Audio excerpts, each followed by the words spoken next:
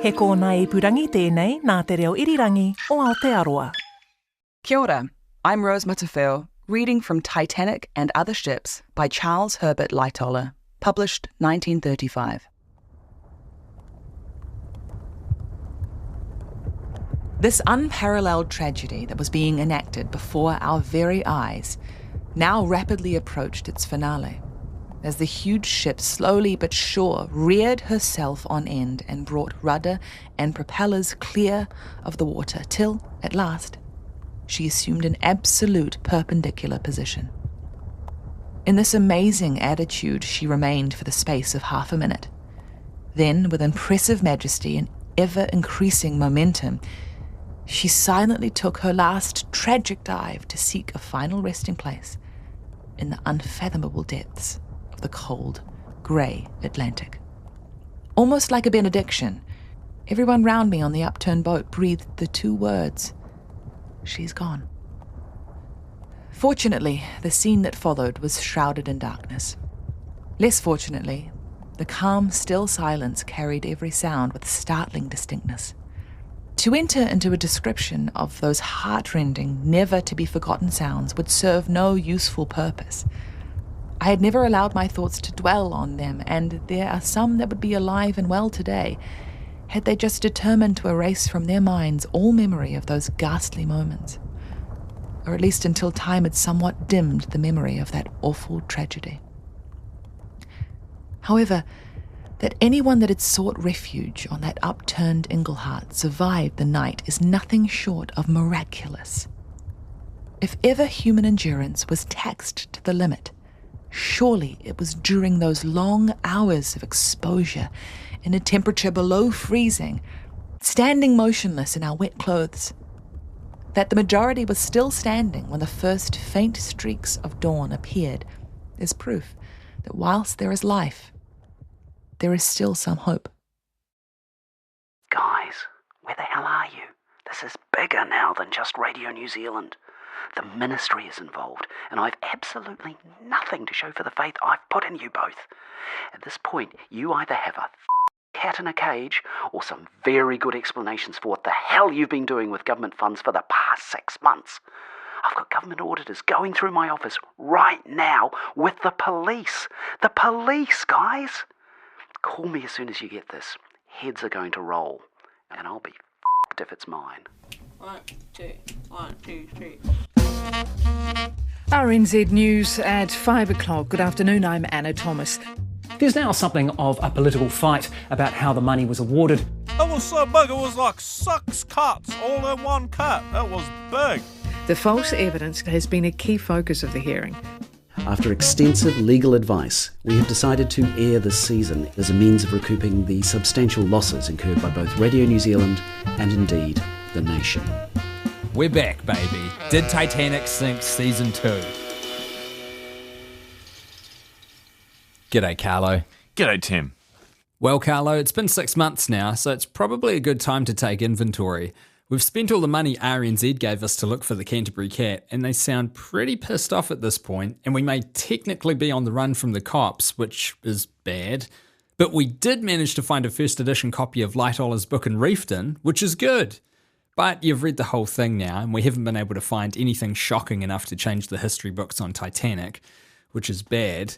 But the reason you found the book is because you tracked down one of Lightoller's family members? That's right, Tim. I have found Charles Herbert Lightoller's great-nephew right here in New Zealand. That's amazing. Maybe he's got some family secrets on Charles that haven't been published before.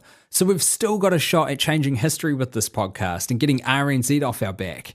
I mean, I don't think they can do much anyway. It's not like they can drag us into an inquiry, but it'd still be cool to meet Lightoller's family member. So are we going to go visit this guy? Tim, we're going to do something even better. We're going to ring him. My name is Bruce, and Charles Herbert Lightoller was my grandmother's half-brother, and we always knew him as Uncle Herbert. I always think that anyone who calls him Charles had never met him, because his wife called him Bertie, and he went under the name of Herbert. We never met him, but we knew him with fireside stories from our mother. about him. And Mum entertained us with Titanic stories, and I suspect very much she was like everyone else in the Titanic, was making most of it up. But no, there were no particular details. I kind of remember her saying the captain had too much to drink, but whether or not that came from her mother or Mum was making it up, I don't know. So there was a certain degree of invention with a lot of these stories that your mum told about. I suspect so, yes. At the time, we were more interested in having a famous uncle. Little kids. I was going to start with all the New Zealand connections that he had. Oh, please, yes. There's a reason for doing this. Anyway, his father, Frederick James Lightoller, was married to Sarah Widows, and they had 7 kids, and then she got scarlet fever and died. So he then married Margaret Barton. They had no children, and she died. And then around 1883, he had an affair with the maid. Now, in New Zealand, the tradition is that she was the French maid, who's not French, but looks after the wardrobe. That's a French maid. And the English tradition has her as the nanny. Anyway, she had a baby. And Frederick was banished to New Zealand. And at that stage, Charles Herbert Lightoller was only 10. Jane, the oldest daughter, came with her father and spent the rest of her life in New Zealand, where she married and had a family. In Patrick Stenson's book, he has Jane still in England, but she in fact came out with the father. Now, here's the interesting thing. It was in 1885 he came out. The ship was the Doric, which was the White Star Line ship. And on that ship, Frederick got off in Auckland. But on the ship, to come out and go for the return trip, were Lieutenant Colonel Gamble Wolfe of Harland and Wolff, who built not only the Doric, but built the Titanic. And there was J. Bruce Ismay, who was the son of the manager of the White Star Line, as a passenger on the boat too. He eventually, as you know, when the Titanic sank, he was in charge, this Bruce Ismay. Now, I presume they got to know each other on the boat, but whether or not Charles's father, Frederick, pulled a few strings, I don't know. But it's interesting that all those 3 were on the one ship. It is an interesting coincidence of history, isn't it? This raises an interesting question for me, which is, what is it like having your own personal connection to the Titanic? I have a letter from Charles Herbert, Uncle Herbert, written to his sister Alice, my grandmother. The letter says, "Imagine Doreen expecting her 5th." And that was me. So I'm waiting for a buyer, really. So, yeah, that's my connection. One of my brothers has the book, and it's signed to my sister down under, C.H. Lightoller. So he has that. And there's a number of other bits and pieces in New Zealand, like, for example, my cousin Bert, who died 20 years ago, he joined the Merchant Navy and was given as sextant. Charles Lightoller's sextant? Yes. Wow. Just to go back to the book, Bruce, how did the book come into your family's possession? Oh, well, Grandma Alice Piers Lightoller had 2 sons and 2 daughters. One son died as a child. The other son, George, was killed in the war, the Second World War, he was an Air Force pilot and would spend any time that he had off with the Lighthollers in London with Charles and Sylvia. But he was killed in a plane crash, and Charles Herbert attended his funeral in Scotland and then wrote a long letter about it, describing what happened to his sister Alice in New Zealand. I don't think they ever met. So when Alice died, the two sisters, Auntie Margaret and Mum, got some of the spoils, and we got the book. I think Auntie Margaret got a vase or something like that. I don't know what it was. So that's how it came into possession. And you talked about it as being like a spoil. How important is this book to your family and having possession of it? Well, my oldest brother has it, and he's going to give it to his son. It's important simply because it was a relative.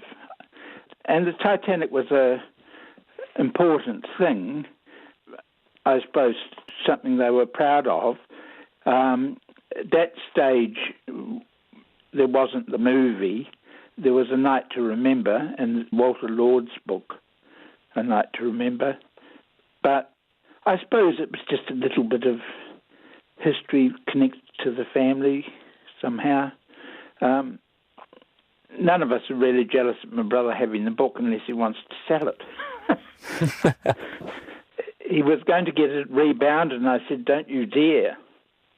Leave it in its original cover. And I understand you wrote a piece about Lightoller for a local newspaper. What was that about? Oh, well, what happened was, the Christchurch Press, I used to write plays.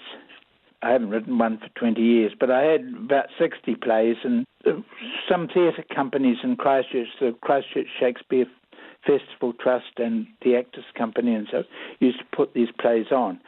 I wrote one called Sheer Silence about Titanic. It was the New Zealand family reading about the Titanic. And then the acting editor asked me to write a piece. So I wrote a piece about the Titanic. But I said to my mother before writing it, I said, I'd like to write something about the Titanic, but I don't know very much. I thought she was going to tell me everything. And she said, oh, just make it up, everyone else is. And so it wasn't too made up. I remember walking through the streets in Wellington, and there was my article sellotaped to a window of a shop.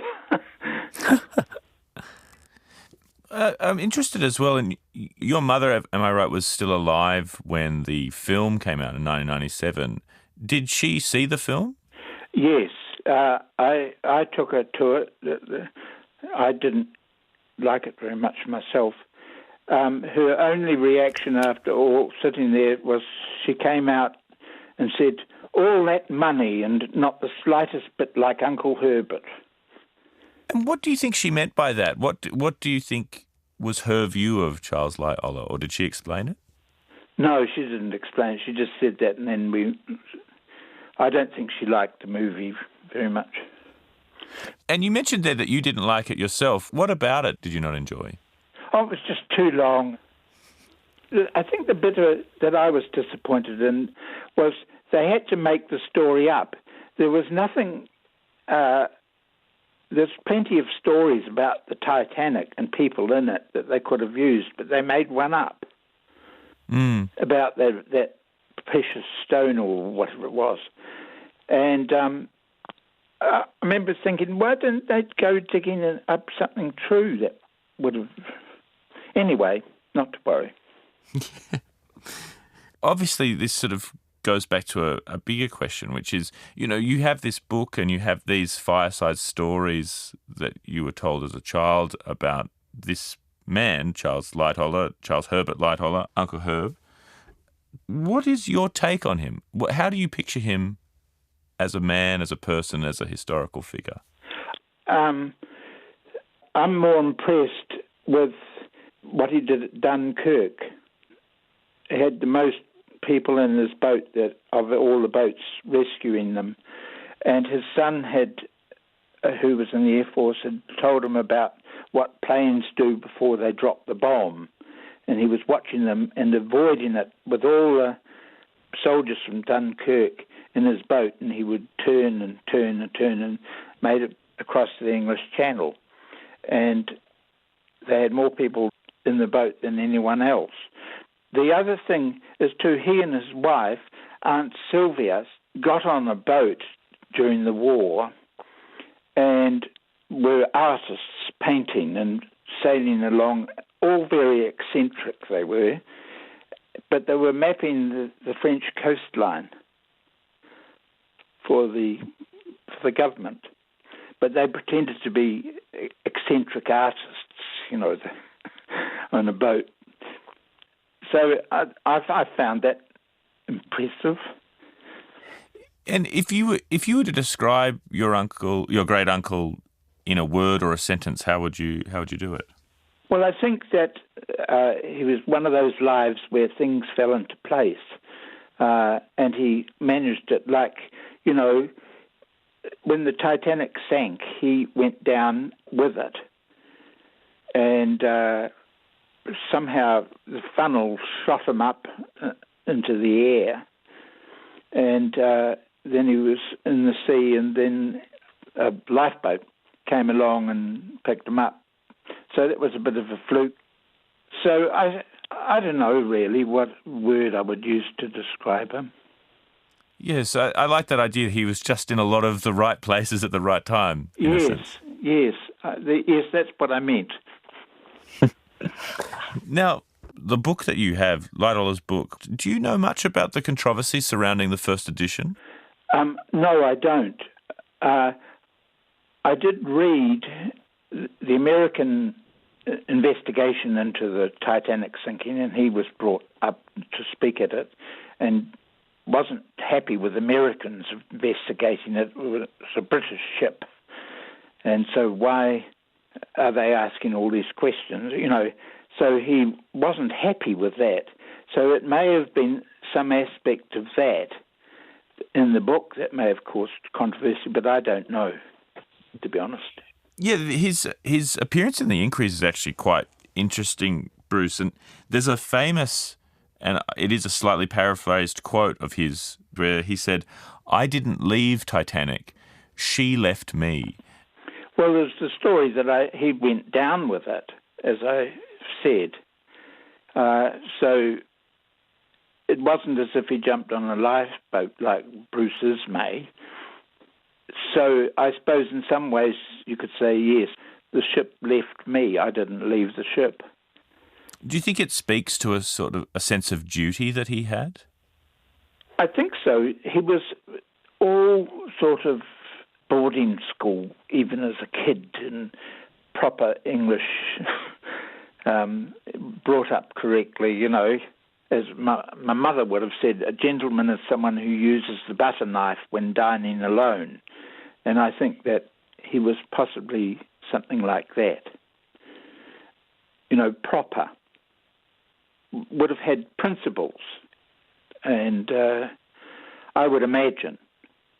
But I dare say that I know him only as well as everybody else from what I've been told and what I've read.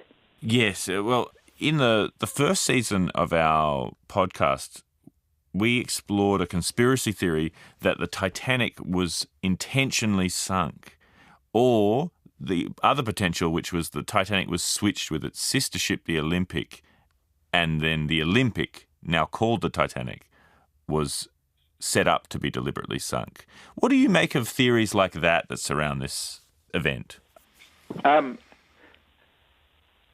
I don't know if I'm allowed to use the word bullshit on this podcast. Yeah, please go ahead. It just sounds like a bit of BS to me. But theories like that make life interesting. And that's all I would say about it, really. Do you think that goes back in a way to those early fireside stories that you had as a child with your family, that there was this element of artistic license taken around this event to make a more interesting or compelling story? Yes, I think you're right.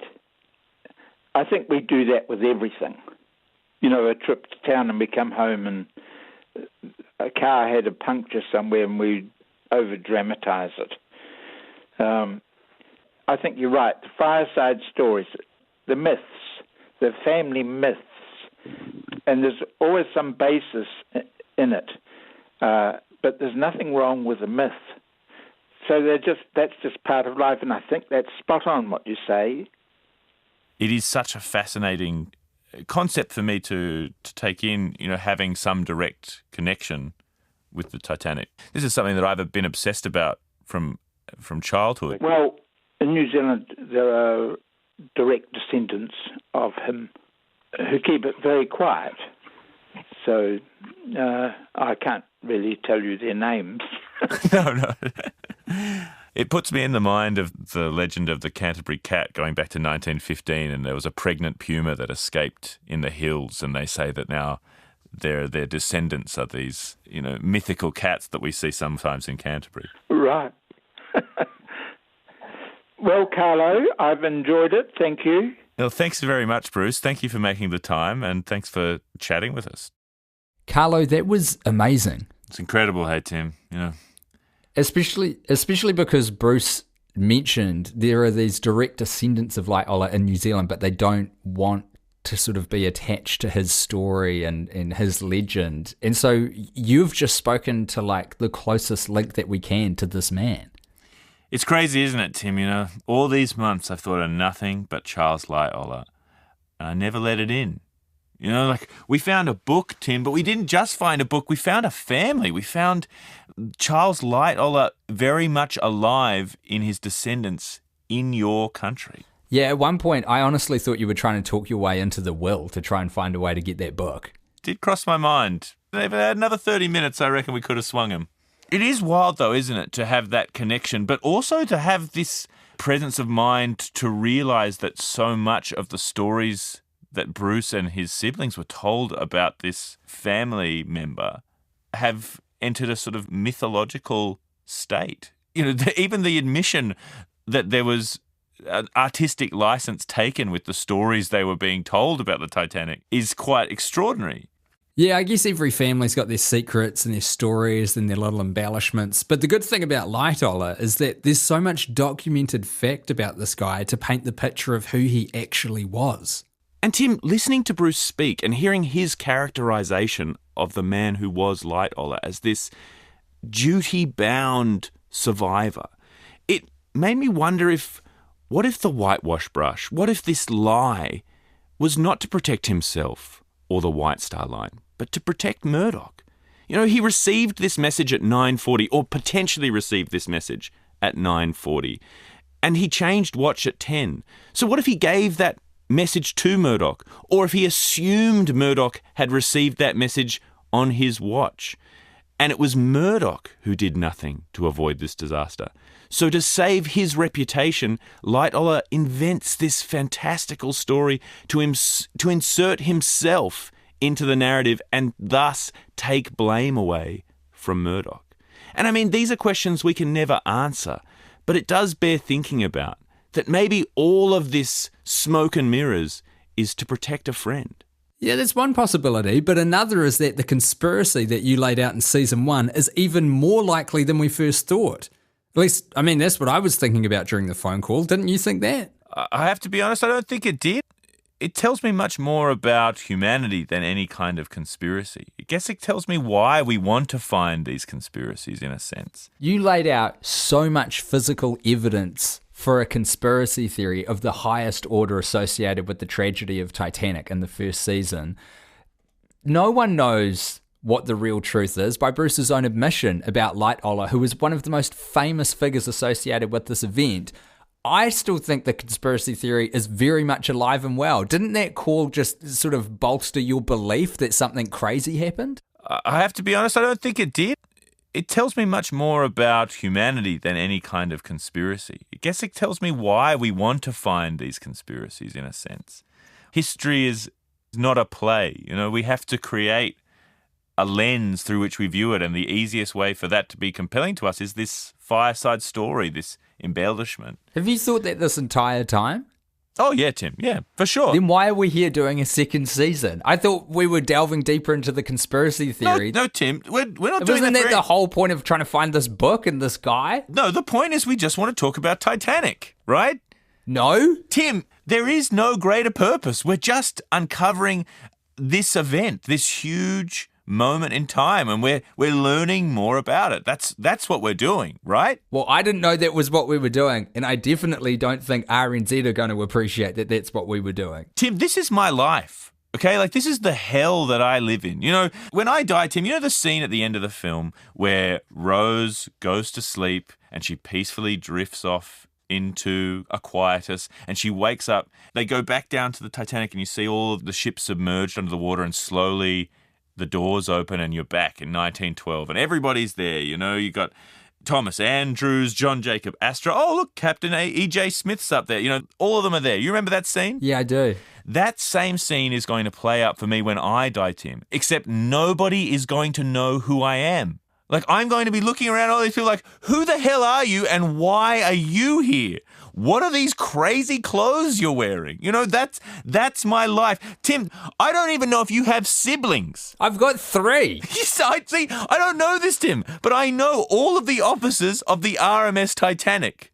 And I know what they did basically for their whole voyage. Like, why is this my life? This is just what makes me tick. And it goes back to what Bruce was saying, Tim. I mean, these historical events, knowing all these facts, it's not really compelling. By Bruce's own admission, he was disappointed that the film had to make up a story. But you have to do that. And in order to explore Titanic, the easiest way to do that is to create a narrative on top of that. First season, we talked a lot about this conspiracy, and this season, we've looked through the lens of a man. Maybe there isn't such a huge difference between Charles Herbert Lightoller and the Canterbury Cat, Tim. Maybe they are one and the same in the sense of myth. And do you think RNZ, who have given us a substantial production budget to make this series, are going to see it the same way? I don't know, Tim. That's something that's just going to have to wait till the next episode.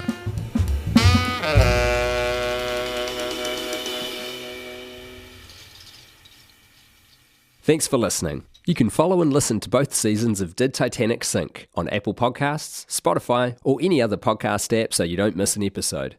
This podcast was written by Carlo Ritchie, directed by Abby Howes, and produced and edited by me, Tim Batt. The executive producer for this series is Justin Gregory. Tim Watkin is executive editor for audio at RNZ. Ka kite.